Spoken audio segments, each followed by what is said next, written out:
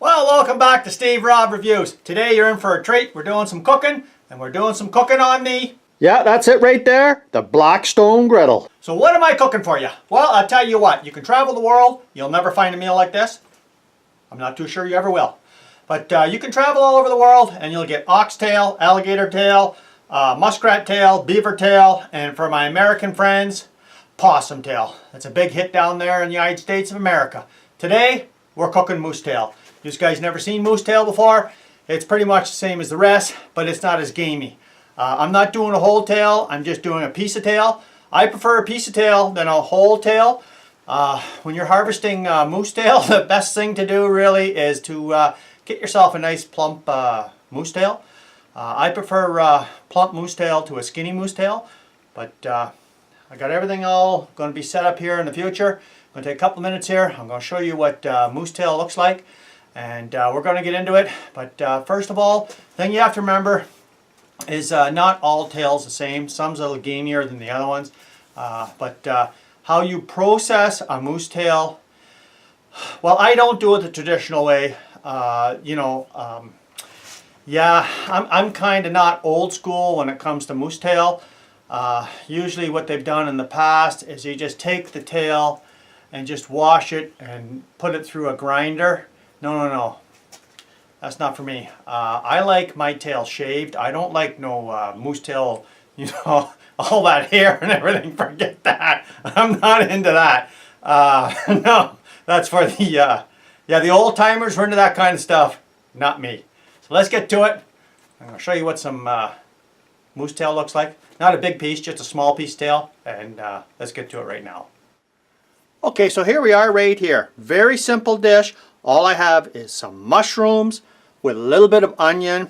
And for you that have never seen moose tail before, this is it right here. And the only thing that we do to spice it up is garlic powder, some chili powders, and we like using quite a bit of pepper, some cracked pepper in there, and that looks nice right there. Now if you're looking at that and you're wondering, that does look pretty lean. Well, I'll tell you, I prefer moose tail a little more on the, I would say the chubby side.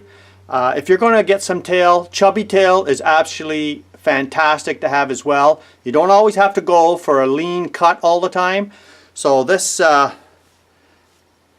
lean cut of moose tail here, take a look guys. Now tell me if that doesn't look good to you or what. And there's no hair, there's nothing in there. And that's what I like the best about this recipe. So let's go over to the Blackstone griddle. And I'm using extra virgin olive oil. And this is actually a pasta dish. And I'm going to show you something about cooking pasta you probably don't know about. Okay, here we go. We just drizzle a little bit of oil on here. You don't got to go crazy with a lot. Now we'll just put our vegetables on there and the moose tail.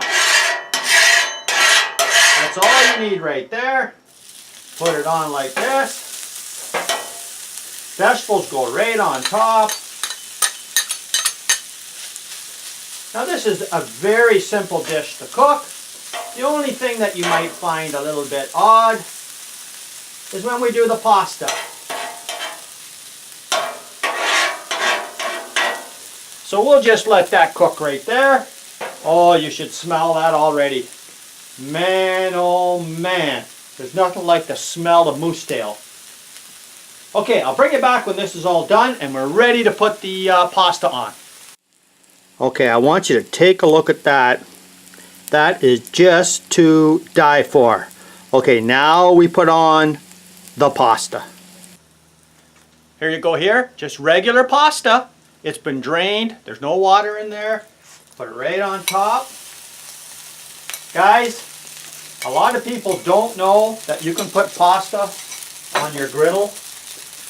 And the whole idea is just to toss it around and you get the flavor in there like you would not believe.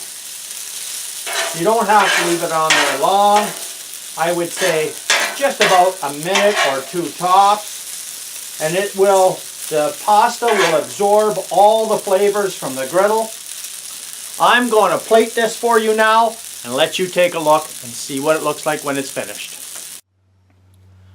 Well, that's it right there. The only thing I did is put a little bit of Parmesan cheese on. And guys, I'll tell you what, it's not dry.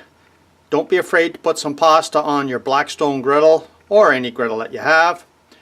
And I'm telling you what, it's been a long time since I had some moose tail like this.